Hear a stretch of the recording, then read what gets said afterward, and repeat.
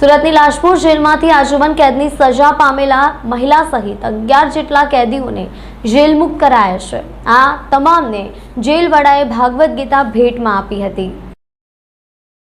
લાજપોર મધ્યસ્થ જેલમાં રાખવામાં આવતા પાકા કામના કેદીઓની સેટઓફ સહિત 14 વર્ષની સજા પૂર્ણ કરેલી હોય જેલવાસ દરમિયાન જેલ વર્તણૂક સારી હોય તેવા કેદીઓને જેલ મેન્યુઅલની મુજબ વહેલા જેલ મુક્તિ થાય, સમાજમાં પુનઃ સ્થાપન થાય તે માટે અત્રેની જેલ ખાતે વર્ષ 2024માં સુરત કલેક્ટરના અધ્યક્ષતામાં જેલ સલાહકાર સમિતિની બેઠકનું આયોજન કરવામાં આવ્યું હતું। જેલ સલાહકાર સમિતિના સભ્યોના અભિપ્રાય પ્રમાણે પોલીસ કમિશનર, સજા કરનાર કોર્ટ, ધારાસભ્ય, જેલ અધિક્ષક તેમજ અધિક પોલીસ મહાનિર્દેશક જેલ અને સુધારાત્મક અભિપ્રાય સાથે કેદીઓની વહેલી જેલ મુક્તિ અંગેની રજૂઆત કરવામાં આવી હતી।